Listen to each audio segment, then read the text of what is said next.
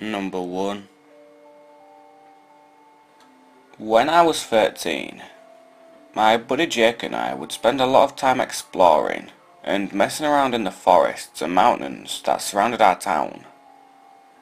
We would often go on night hikes, sometimes for hours when there was a full moon.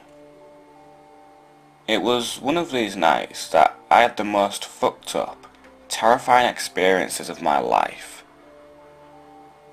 A place we would often hang out were these old ruins that sat at the bend of an old fire road. There were two buildings. One was a sort of smaller shack, and the other was a two-story brick structure without a roof. Apparently, they were once used for logging or something. There was some funny graffiti painted on the walls. One of my favourites read, "Casey can't give a blowjob," and under it, in a different colour, in cursive, was, "No, Brian, you just have a small dick." I never really paid attention to some of the other graffiti, a lot of which were of creepy looking symbols and long paragraphs of complete gibberish in red that took up entire walls. During the end of our summer break, there's a full moon out. It was a harvest moon, when the moon shines bright orange in the night sky. We decided to go out and head over to those ruins, build a little fire, and just look at the stars. We invited my neighbour and her friend to come with us, probably to try and play Truth or Dare, or some shit. They were in our grade, and I thought her friend was cute, but they said it was too creepy out, and although they thought it sounded fun, decided that they didn't want to go. To this day, I am beyond thankful that we didn't pressure the girls to go with us. I know deep down that some horrible shit could have happened if they did. So it's like 9 PM, and I meet Jake by his house, at the edge of a trail that led to the fire road, which was a few miles up the mountains and into the forest. We both had backpacks, with some water and some food, and flashlights and shit. We never really used the flashlights, unless we were trying to get through some difficult terrain. We enjoyed relying on the moon's starlight to guide us. About an hour into our journey, things started to get odd. Everything just felt different. I had gone to the ruins at night a handful of times, but it never felt weird. The woods just seemed way too quiet. Although Jake didn't say anything, he seemed kind of uneasy as well. But neither of us was going to say I'm scared and bitch out, so we continued right along. We round a bend, and the ruins come into our view about 100 yards away. We're surprised to see the glow of a fire reflecting off the walls of the brick building, and we can hear voices coming from within.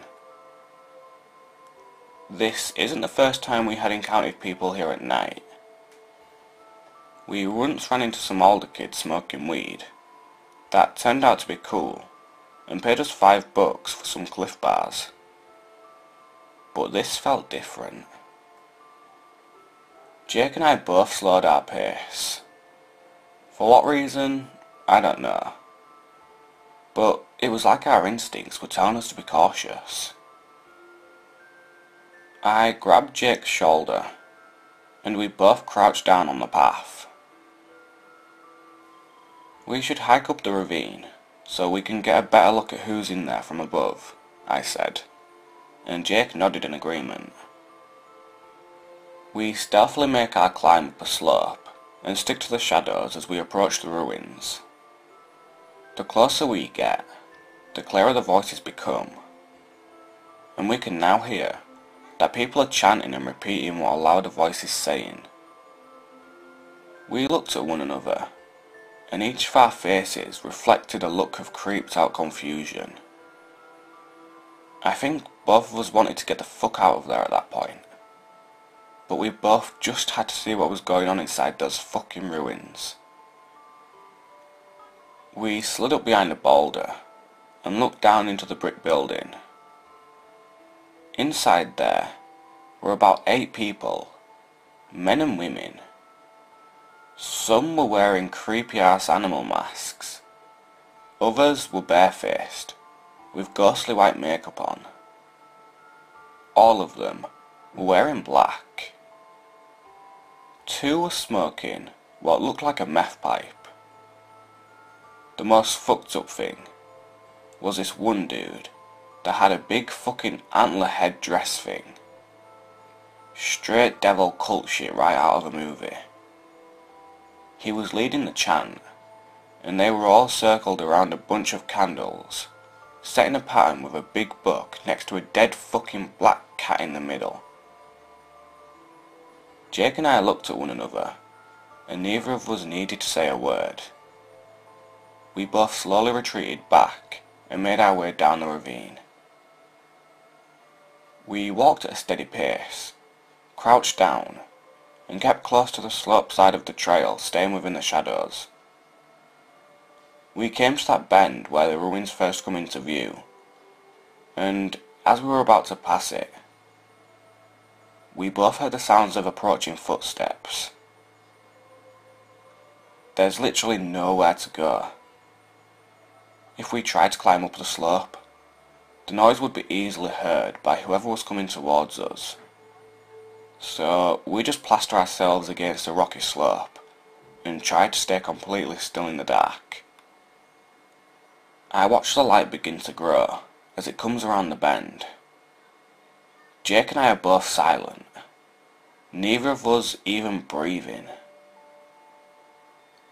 I pull out a collapsible knife from my pocket and fold out the blade. My hand is fucking shaking. My senses are completely peaked. I've never felt such a flood of adrenaline in my entire life. The footsteps get louder, and the light grows larger, until a skinny, 20-something pale guy, wearing all black and carrying one of those battery-powered lanterns, walks into view. His face was completely illuminated by the lantern. His visage was riddled with scabs, and his mouth was hanging open, revealing brownish fucked up teeth. Clearly a meth freak. He's about 10 feet from us, walking briskly towards the ruins. For a second, I felt like he wasn't going to see us, but then he just froze. I'm guessing his peripheral vision noticed the 2 shadowy figures crouching in the dark to his right. I honestly think the guy was more terrified than we were. Jake and I knew he was coming, but he had no fucking idea we were there. He had that deer in the headlights look on his face, completely shocked and startled. The lights on his lantern were weak, so Jake and I were only somewhat illuminated.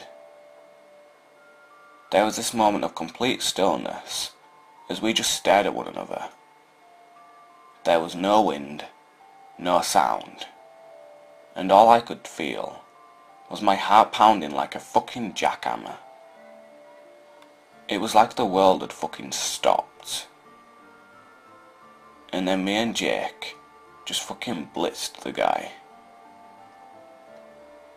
We both smashed into him, and I guess it must have been the adrenaline, because we sent this dude fucking flying, and almost sent him down a steep ravine. He cries out, literally screams at the top of his lungs, and Jake and I just started sprinting down the fire road. At this point, everything gets somewhat blurry. The adrenaline high made me sort of black out for like a minute. Although my memory is kind of foggy, this is what I remember happening. We are sprinting down the fire road, and the guy screaming for help. For a second, I honestly thought I stabbed the dude when we attacked him, but I glanced at my knife, and thankfully, the blade was clean. I remember hearing Jake saying fuck fuck fuck as we booked it down the path. After the bend where we pushed the dude down is a long section of the trail that kinda resembles a U and leads from one bend to another.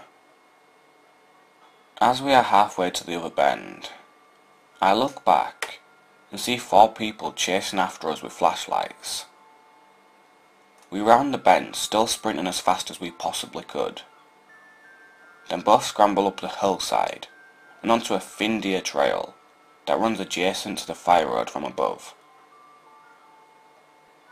We slow down to a sort of jog as we are trying to keep quiet and lose these fucking Satanist meth fiends.